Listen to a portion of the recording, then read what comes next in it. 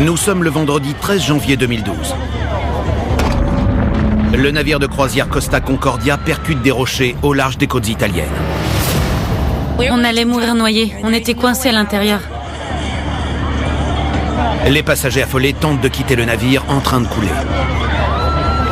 J'ai vu des gens se faire piétiner par d'autres passagers dans la panique. On se serait cru dans une scène de Titanic.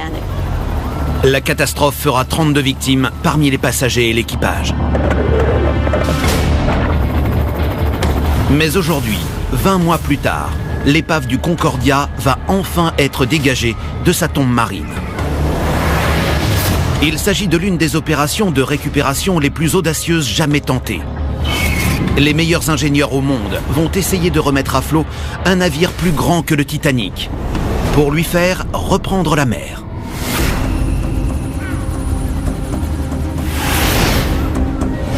Nous allons vous faire entrer dans les coulisses de l'un des plus grands défis techniques de notre temps.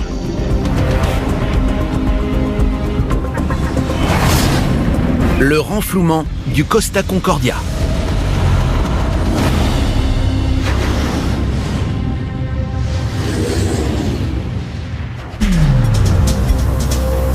« 9h du matin. Le renflouement du Costa Concordia arrive à un moment critique. Il est 9h. Ok, on peut commencer. Après plus de 18 mois de travail, le jour est venu de redresser le navire fortement endommagé. Personne ne sait le temps que cela prendra. Et le désastre peut frapper de tous côtés. Quand on redressera le navire, on générera beaucoup de contraintes sur la coque. C'est un moment très critique du projet. On n'a pas de plan B. Le paquebot, très fragilisé, risque de se briser à tout instant. Je confirme que tout le personnel a quitté le Concordia. Mais pour Nick Sloan, le chef du projet, il est trop tard pour reculer. Personne ne sait quel est le poids du Concordia. On en saura plus d'ici 1 heure ou 2. Il y a de quoi être un peu nerveux. Lentement, on tend les câbles. Ils exercent une force de traction de 6800 tonnes. Mais 1h30 après le début de l'opération, le navire n'a toujours pas bougé d'un pouce.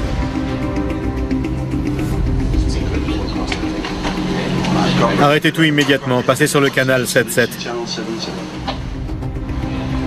Pour en arriver là, les ingénieurs ont dû repousser les limites de leur capacité technologique. Lors de son naufrage, le Concordia s'est retrouvé en position très vulnérable sur les rochers. Désormais, il est recouvert de milliers de tonnes de matériel. D'énormes caissons de flottaison ont été soudés à son flanc exposé.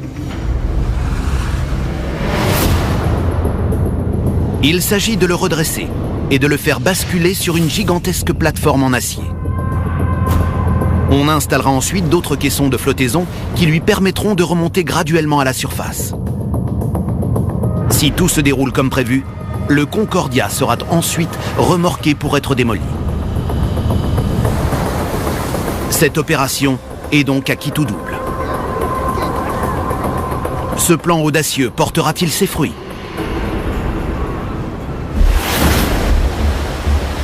Pour le Concordia, tout a commencé voici plus d'1 an et demi. Le vendredi 13 janvier 2012, le paquebot quitte le port de Civitavecchia, près de Rome. Ce navire de croisière, l'un des plus gros et des plus luxueux au monde, transporte 4000 personnes à son bord. On y trouve entre autres un théâtre de 800 places, 4 piscines et même un casino. Jeunes mariés, David et Denise Sabat pensent avoir embarqué pour le plus beau voyage de leur vie. Je pensais que ce serait une lune de miel très romantique et que Denise tomberait amoureuse de l'Europe. La croisière s'annonçait très romantique. 2h30 après le départ, le Concordia se dirige vers l'île du Giglio. Le commandant compte la longer au plus près pour offrir une vue imprenable aux passagers. À environ 30 km/h, le navire heurte les rochers et s'ouvre comme une boîte de conserve.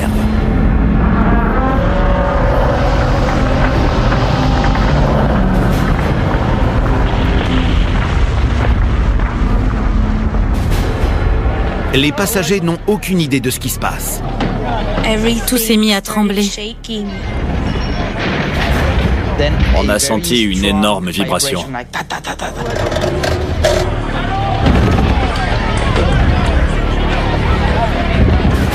Le navire s'est mis à pencher d'un côté, et c'est là que j'ai sorti mon caméscope pour commencer à filmer.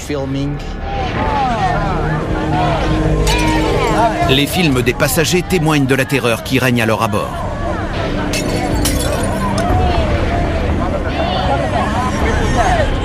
Les moteurs sont sous l'eau.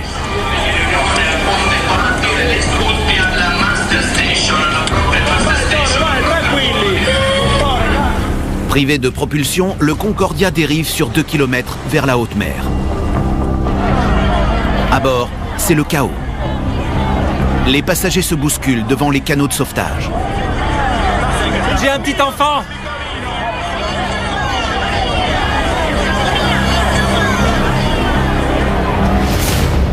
Le vent commence alors à repousser le paquebot vers l'île.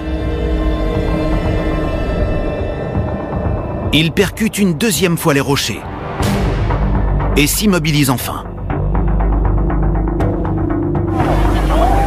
Denise et David Saba, les jeunes mariés, parviennent jusqu'à un canot. Mais ils sont encore loin d'être sauvés. Quand il s'est détaché, on s'est tous retrouvés projetés du même côté. Tout le monde hurlait. Il est tombé très violemment. C'est à ce moment-là qu'on s'est dit qu'on allait mourir. D'un seul coup, on a senti qu'on heurtait l'eau.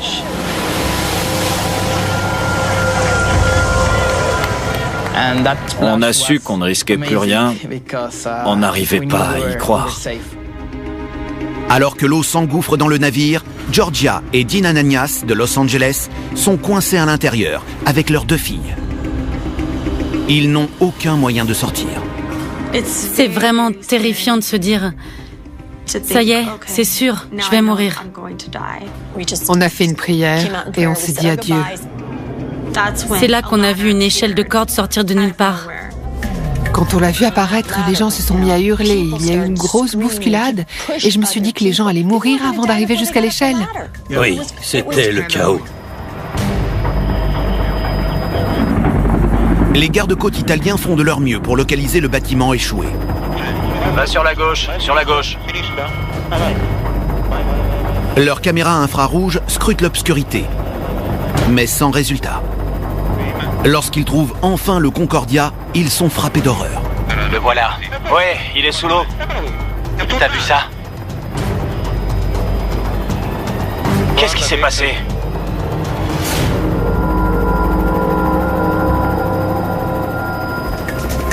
Avec d'autres passagers, la famille Ananias escalade l'échelle de corde et émerge sur la coque à demi retournée. Mais pour rejoindre les canots de sauvetage, ils doivent affronter une dangereuse descente. La seule chose qu'on avait pour s'accrocher pendant la descente, c'était une corde très mince. Si une personne avait glissé ou fait un faux mouvement, on aurait pu tous mourir. Lorsque la famille Ananias atteint enfin le niveau de l'eau, elle doit prendre son courage à 2 mains pour sauter. Les canots de sauvetage montaient et descendaient au gré des vagues. Il fallait bien calculer son coup pour sauter. Quand j'ai vu les passagers sur le canot, je me suis dit qu'il fallait que j'arrive jusque-là, moi et toute ma famille, et qu'il fallait tout faire pour ça. Je n'ai plus hésité. Ensemble, ils sautent sur le canot qui se dirige ensuite vers la terre ferme. Leurs 5h30 de cauchemar sont enfin terminées. Toute la nuit durant, on assiste au balai frénétique des canots qui emportent les survivants et les victimes jusqu'au minuscule port de l'île.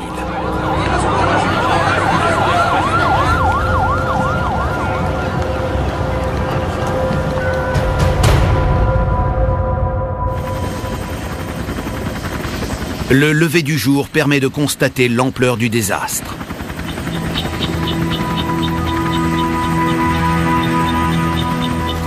L'énorme rocher que le Concordia a percuté est toujours incrusté dans son flanc. Les plongeurs partent à la recherche des disparus.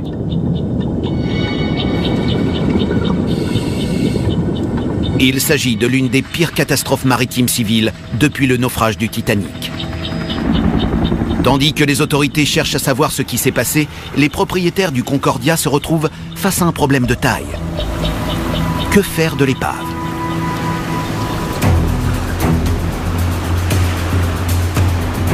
Ils s'adressent donc à Titan Marine. Cette entreprise, basée en Floride, a déjà réussi des renflouages risqués. Mais le Concordia dépasse de loin tout ce qu'ils ont jamais entrepris.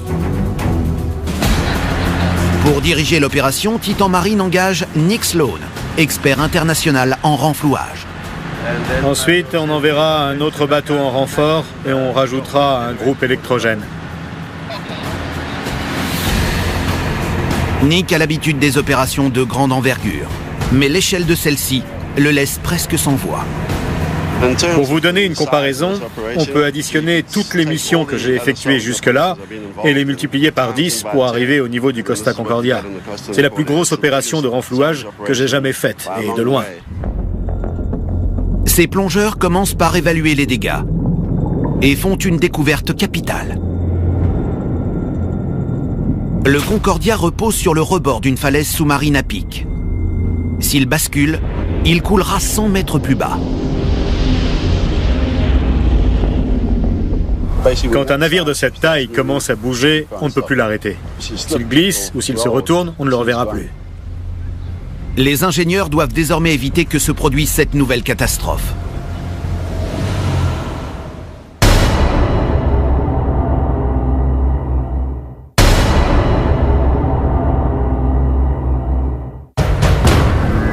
Le renflouage le plus audacieux jamais tenté a débuté depuis 2 heures. Le Concordia est la proie d'énormes contraintes. Dans la salle de contrôle, les responsables du projet surveillent le déroulement de l'opération.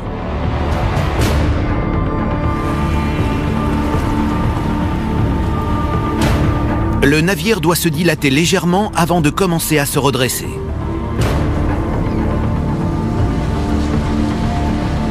Enfin, les portions rouillées de la coque émergent lentement de l'eau. C'est une petite victoire. Tout le monde est rassuré de voir que tout se passe comme prévu.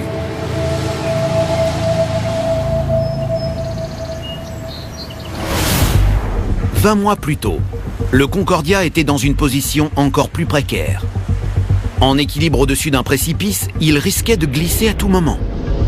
L'équipe de renflouage devait trouver le moyen de l'empêcher de couler au fond de la mer. On lutte toujours contre le temps. Parfois, il suffit d'un jour pour perdre un navire. Ils doivent rapidement trouver une solution.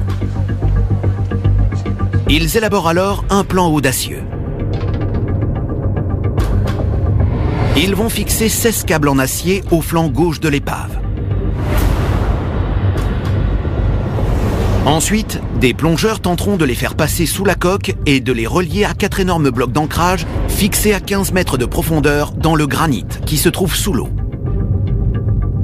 On a dû forer le granit au marteau-piqueur, à la pelleteuse et avec d'autres machines du même genre. Bien sûr, comme c'est du granit, ça a consommé énormément de matériel. Chaque semaine, on changeait des pièces qui auraient dû tenir 1 an en temps normal. C'est un travail dangereux. Le Concordia risque à tout moment de glisser et d'écraser les plongeurs.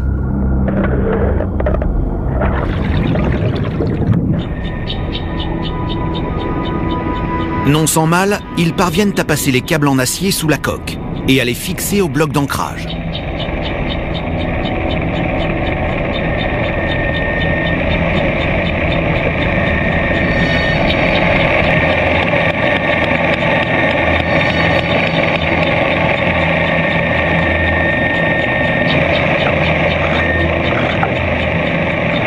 Les câbles sont conçus pour résister à des milliers de tonnes de tension. Cela devrait suffire à empêcher le navire de bouger. Mais les plongeurs n'ont pas le temps de se reposer sur leur laurier, car ils découvrent ensuite un autre problème très sérieux. Le Concordia ne repose que sur 2 affleurements rocheux, l'un sous la proue, et l'autre sous la poupe.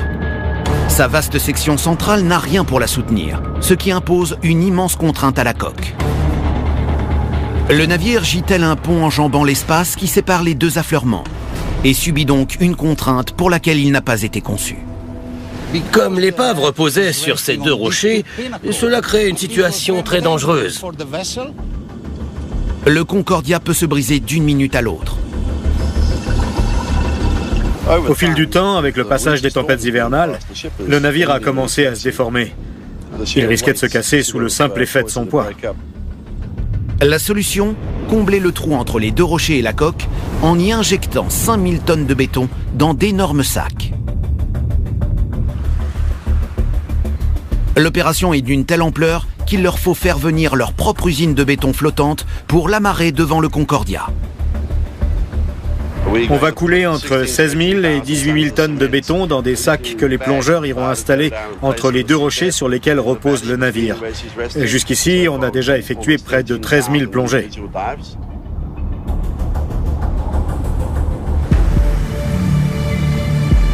Pendant que les plongeurs sécurisent le Concordia, leurs collègues ne chôment pas. Ils doivent trouver le moyen de renflouer l'épave et les solutions proposées sont toutes plus ingénieuses les unes que les autres. On a trouvé ce qu'on avait baptisé l'antiplan. Il s'agissait d'immerger une immense barge sous la coque, de faire rouler le Concordia par-dessus, puis de la faire remonter. On avait aussi pensé à l'éventail chinois, une énorme structure sur mesure en forme d'accordéon qu'on aurait gonflé sous le navire pour le redresser. Toutes ces idées sont géniales quand on les développe devant un verre. Mais dès qu'on commence à faire les calculs, on se rend compte qu'elles ne sont pas réalisables et on revient à la case départ. Dans ce genre de situation, on procède généralement en découpant le navire. Mais avec le Concordia, les mesures standards sont inapplicables. Le navire regorge de dangers potentiels, comme des matériaux en décomposition. Il y a également à bord des tonnes de nourriture pourrie, enfermées dans des congélateurs, dont 8 tonnes de viande de bœuf. Les meubles, les draps et les affaires des passagers flottent un peu partout. Si toutes ces matières toxiques venaient polluer la pureté de ces eaux, cela entraînerait une tempête politique et un cauchemar écologique. Le plan pour lequel ils opteront devra prendre toutes ces considérations en compte. La plateforme en acier est la clé de voûte de tout le concept. Elle fournit un plan solide sur lequel ils feront pivoter l'épave. À l'aide de vérins hydrauliques qui génèrent une force de traction de 13 000 tonnes sur les câbles, ils feront tourner le Concordia pour le tirer sur la plateforme en lui faisant effectuer un mouvement de rotation.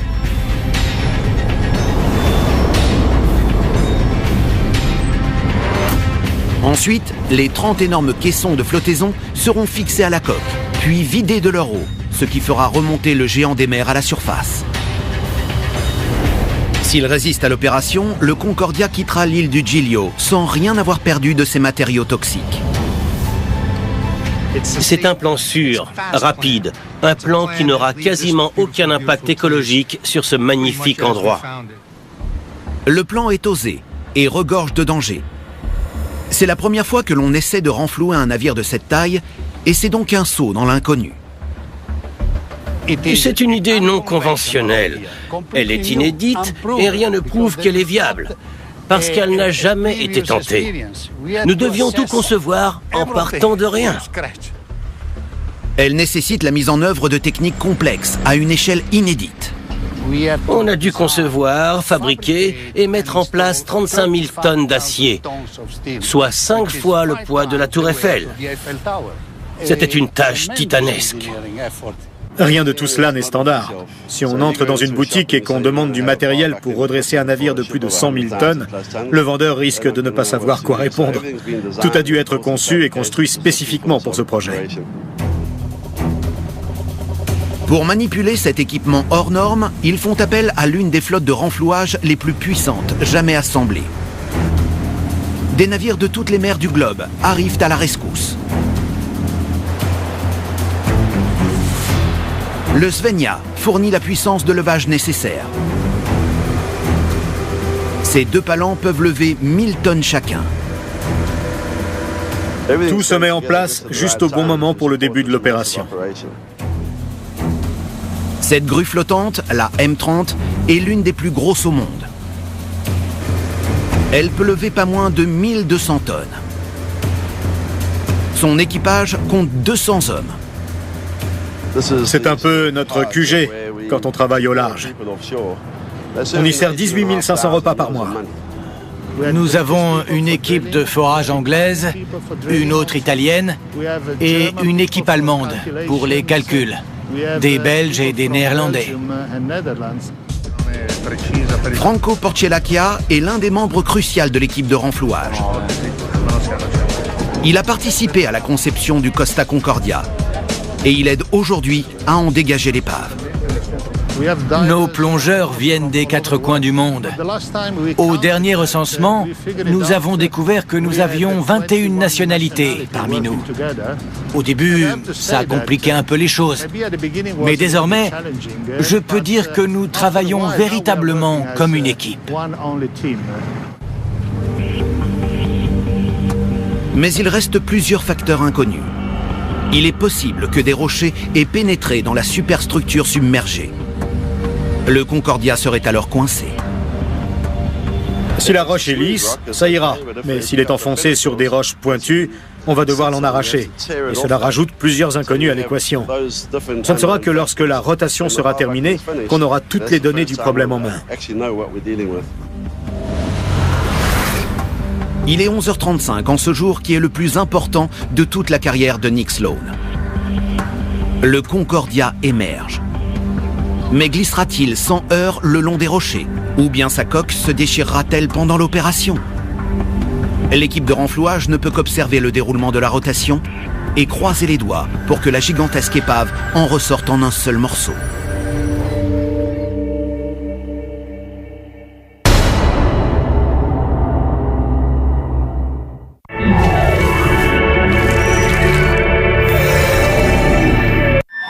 Entrez dans la matrice de la technologie. «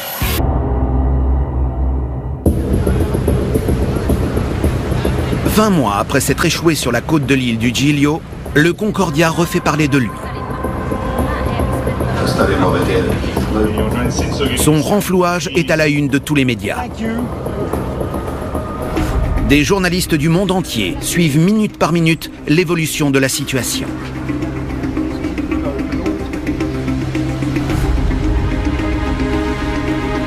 Dans la salle de contrôle, Nick Sloan et ses hommes attendent nerveusement.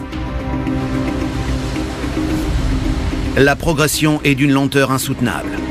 Enfin, au bout de 7 heures, le Concordia se détache des rochers. C'est un immense soulagement. Le navire continue à se redresser. Il y a 1 an, personne ne pouvait affirmer que cette tactique fonctionnerait.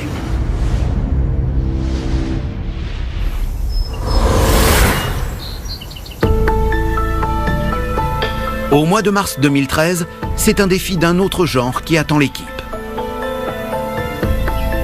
Après 12 mois d'efforts, le moment est venu d'installer l'énorme plateforme en acier qui servira de support au Concordia lors de sa rotation.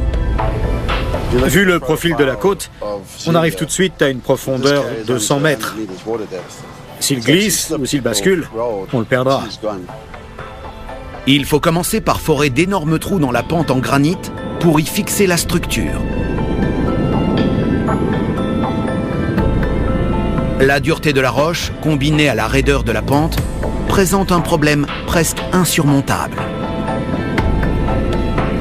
Imaginez que vous utilisez une perceuse manuelle sur une plaque de verre inclinée à 45 degrés. L'outil n'arrêterait pas de glisser. C'est exactement le problème qu'on a rencontré. Dès que la mèche entrait en contact avec le granit, elle rebondissait. Le premier trou nous a pris 6 semaines. Les 2 premiers mois de l'hiver ont été un véritable cauchemar. Un par un, ils finissent par forer tous les trous d'1,80 m de diamètre. Ils y insèrent ensuite 26 énormes piliers en acier. Puis, c'est l'arrivée de ces gigantesques structures en acier faites sur mesure. Elles servent à soutenir les 60 000 tonnes du Concordia. Les 3 plus gros éléments mesurent 40 mètres de long pour un poids de 1000 tonnes. Enfin, la M30, l'une des seules grues flottantes au monde, capable de soulever un tel poids, met les plateformes en place avec une précision millimétrique. Bout à bout, leur superficie équivaut à un terrain de football et demi. Chacune de ces plateformes représente un projet de 3 ans pour les entreprises qui les fabriquent. On a réussi à les concevoir, à les construire, à les livrer et à les installer en seulement 8 mois et demi. Il faut ensuite rajouter 13 000 tonnes de sacs de béton pour combler le trou qui sépare la coque des plateformes.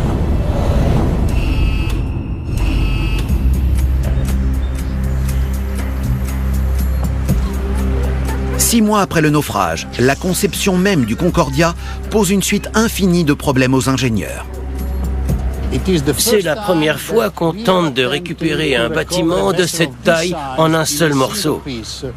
Comme c'est un paquebot de croisière, ça le rend encore plus délicat.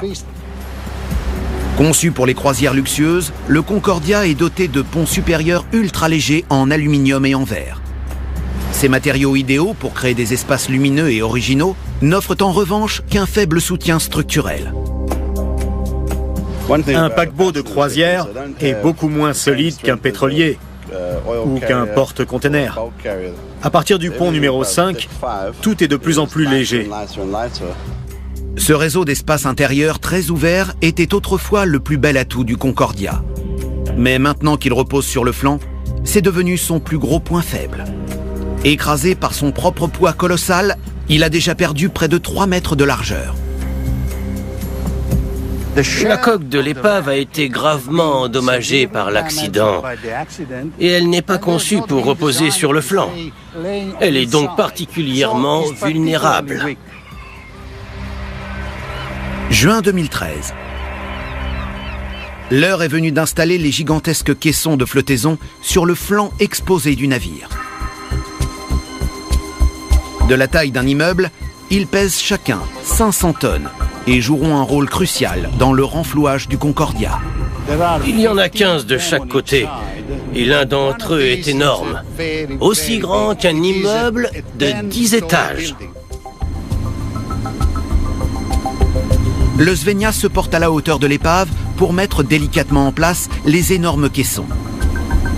Il faut en fixer 11 sur le flanc gauche à l'air libre. On les soude ensuite à la coque en acier pour éviter le contact avec les ponts supérieurs, beaucoup plus fragiles. Mettons que le navire soit long comme mon bras, du sommet à la quille, et qu'on ne peut utiliser que cette partie inférieure pour le redresser. Il faut donc y fixer un poids très important pour servir de levier. C'est pour cela qu'on ne soude les caissons que sur la coque. Certains font 7 étages de haut, d'autres 11, mais ils ne sont jamais en contact avec les ponts supérieurs. Lorsque le Concordia commencera à se redresser, les caissons feront office de ballast. Pendant l'opération, ils l'empêcheront également de tourner trop rapidement. Et enfin, leur poids permettra de mettre l'épave en place sur la plateforme.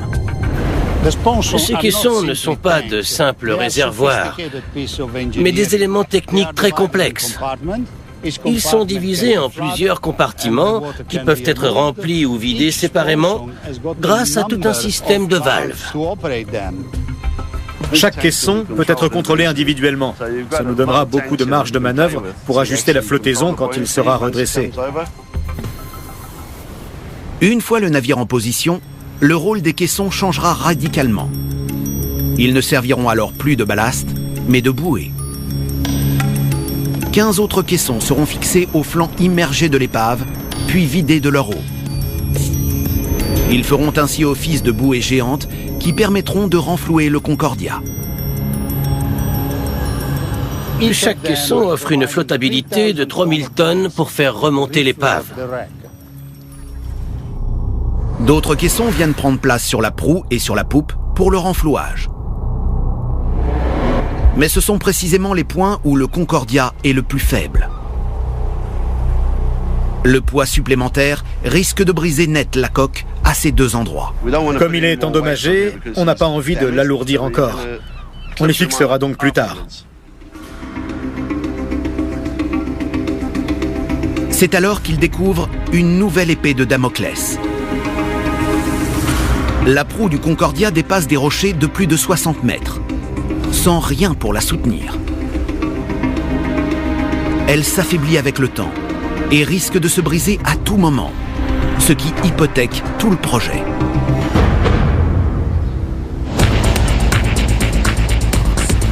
Nick Sloan et ses hommes mettent donc au point une nouvelle solution radicale. Leur idée est ingénieuse, ambitieuse et monumentale. De près, ça a l'air encore plus grand. On voit à peine ceux qui sont dessus. Il s'agit d'un flotteur de soutien, mais d'une taille gigantesque. Il se placera comme une Minerve sous la proue du Concordia. C'est exactement comme un collier cervical que l'on porte lorsque l'on est blessé au cou. On va le placer de part et d'autre de la proue du Concordia, en quelque sorte pour stabiliser son cou et éviter les complications cervicales. Construit par le même chantier naval italien que le Concordia, ce flotteur est spécialement conçu pour coller à la proue avec la plus grande précision.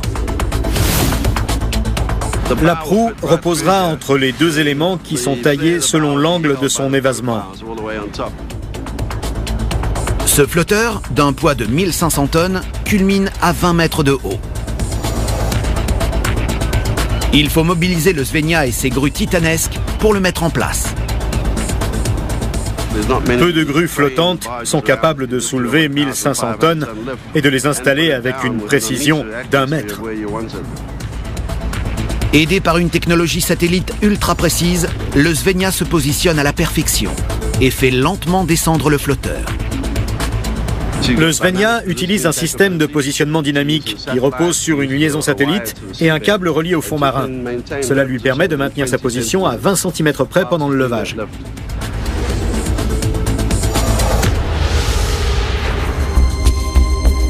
Le flotteur est rempli d'eau, placé sous la proue du Concordia, puis fixé à l'aide d'attaches géantes en acier.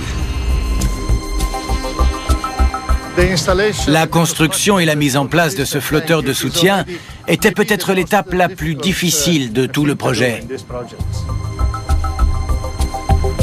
Le gilet de sauvetage métallique du Concordia est enfin en place. Le plus gros problème qui se pose à nous, c'est de dégager cette structure très fragile en un seul morceau. Tous les autres composants de l'opération, la conception des plateformes, le forage des trous dans le granit pour les fixer, l'installation des caissons de flottaison sur la coque, ou encore le flotteur, qui est un projet gigantesque à lui tout seul, ce sont autant d'immenses défis techniques que nous avons réussi à surmonter. Une seule question reste encore en suspens. Comment générer la puissance nécessaire pour dégager l'épave géante du Concordia des rochers? La solution se trouve dans les espèces de grosses seringues rouges soudées sur le sommet du navire. Il s'agit de vérins hydrauliques à traction de câbles. Les câbles entrent sous le vérin et ressortent au-dessus. Ils sont saisis par un piston hydraulique qui les tire en appliquant une force de 500 tonnes. À l'intérieur, on trouve un tube qui se referme sur le câble et le tire sur 400 mm. Ensuite, le tube relâche le câble, revient à son point de départ 400 mm plus bas, s'agrippe à nouveau dessus et recommence l'opération. À charge maximale, on arrive à avancer de 3,50 m à l'heure. Ces vérins sont plus puissants que n'importe quel remorqueur. Les vérins à traction de câble sont très lents, mais ils offrent beaucoup de puissance et de contrôle. Les câbles de la première série de vérins passent sous l'épave et se fixent sur la gauche du navire. Les vérins sont abrités dans des tourelles sur mesure érigées entre l'épave et la côte. Du côté de la côte, on a 22 vérins d'une capacité de 500 tonnes chacun, ce qui donne une force de retenue de 11 000 tonnes. Si l'épave glissait ne serait-ce que de 50 cm, les forces seraient telles que les dégâts seraient énormes. La deuxième série de vérins est soudée aux caissons de flottaison et leurs câbles sont reliés à la plateforme métallique sous le Concordia. Pendant l'opération de renflouement du navire, les deux séries de vérins travaillent ensemble. La première pour assurer la rotation et la deuxième pour maintenir le navire en place. Il faut qu'il soit aussi stable que possible. C'est comme si vous faisiez tourner une règle sur une plaque de glace. Si vous ne la tenez pas en place par un bout, la règle va forcément glisser. 17 heures. 8 heures après le début de l'opération, les choses semblent se dérouler comme prévu. Visiblement, les vérins sont à la hauteur de la tâche.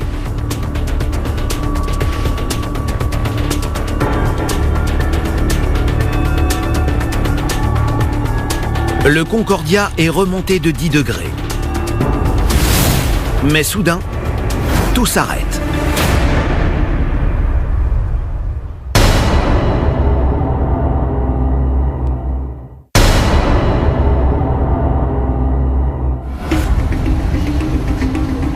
Pour Nick Sloan, l'expert chargé de renflouer l'épave du plus gros naufrage des dernières décennies, c'est une très longue journée.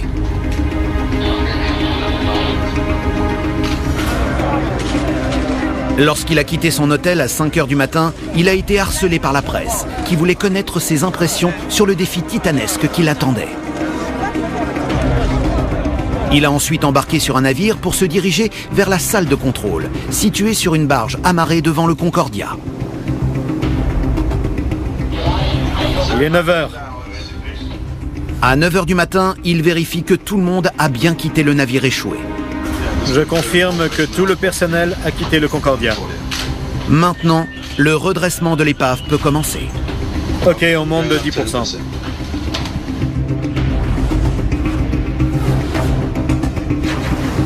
Mais 8 heures plus tard, il y a un problème. Arrêtez tout immédiatement. Passez sur le canal 7-7. Tout se fige.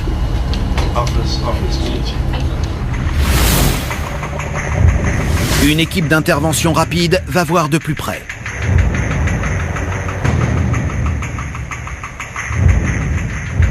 Quelques-uns des énormes câbles qui servent à redresser le navire risquent de s'en mêler. Il faut agir vite. Ils ont été formés aux techniques d'alpinisme pour pouvoir travailler sur la coque inclinée.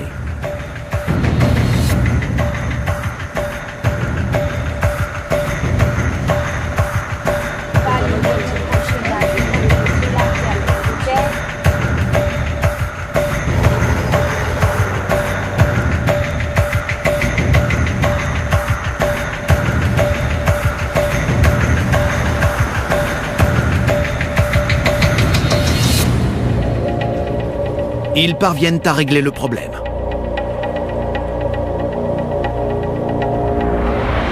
Mais Nick vient de perdre une précieuse heure de luminosité. Maintenant, ils vont devoir affronter l'obscurité. L'opération destinée à redresser le navire a débuté voici plus de 9 heures. Elle atteint un nouveau point crucial.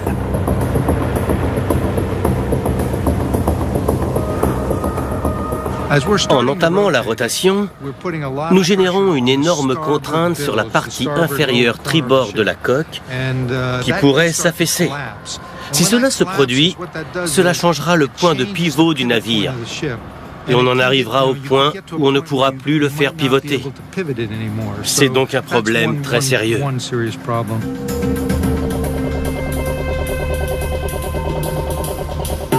Les heures s'écoulent et le Concordia continue à se redresser lentement. Tout semble se dérouler comme prévu. La coque du navire s'avère assez solide pour encaisser les forces colossales qui s'exercent sur elle. L'équipe de renflouage est sur le pied de guerre depuis 15 heures. Il est désormais minuit. L'opération va se poursuivre tard dans la nuit. Le Concordia a fait une rotation d'environ 25 degrés. Un nouveau moment critique s'annonce à l'horizon. Le navire commence à se redresser sous l'effet de son propre poids. Les forces retombent et le bâtiment commence à se retourner tout seul. C'est là qu'on entame l'équilibrage complexe des caissons pour l'aider à finaliser la rotation. Ensuite, on arrive à l'étape finale où on procède à l'équilibrage définitif pour mettre doucement l'épave en place sur les plateformes.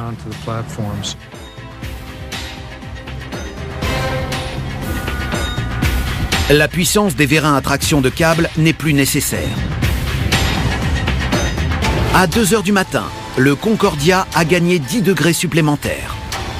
Un peu plus de 17 heures après le début de l'opération, le navire est presque d'aplomb.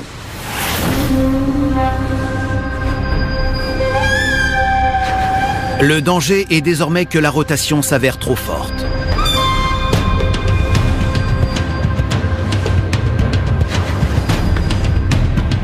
Mais les gigantesques caissons de flottaison fixés sur la gauche du paquebot le stabilisent comme prévu.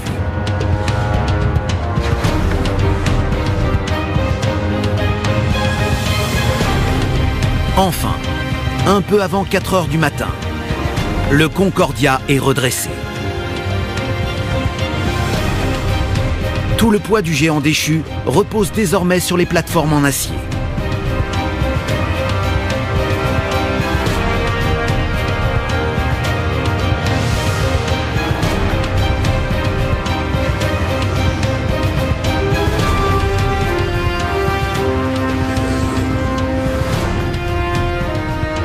L'équipe fait retentir ses sirènes pour célébrer cette victoire.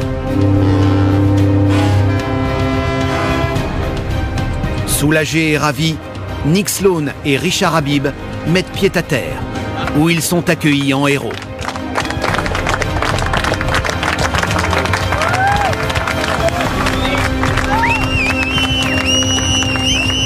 Il n'y a eu aucune fuite, aucune pollution, et le bateau est parfaitement redressé.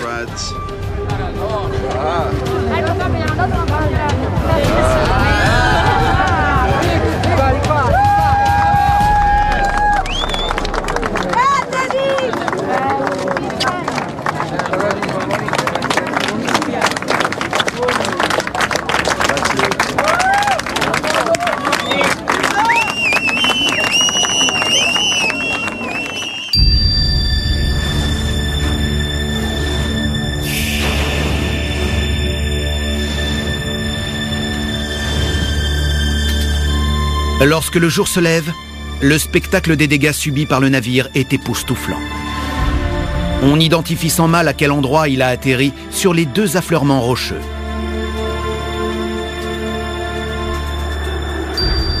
Des rideaux, des bagages, toutes sortes de débris sont parfaitement visibles.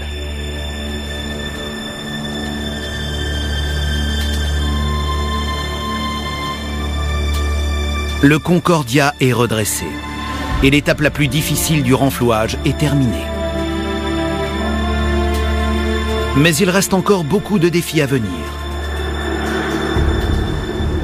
L'an prochain, ces mêmes hommes fixeront de nouveaux caissons de flottaison sur le flanc tribord. Et il faudra des semaines pour les vider. Et le Concordia sera de nouveau à flot. Son remorquage se fera très lentement. Ils avanceront à 3 km/h pour éviter la moindre contrainte superflue sur la coque. Ce ne sera qu'une fois l'épave entièrement découpée que Nick Sloan et ses collègues seront arrivés au terme de la tâche herculéenne qui leur a été assignée. Traduction Frédéric Gruth, avec les voix de Franck Sportis, Stéphane Ronchevski, Yann Pichon, Thierry Casazian, Gilles Duin-Tissier et Anne-Laure Gruet.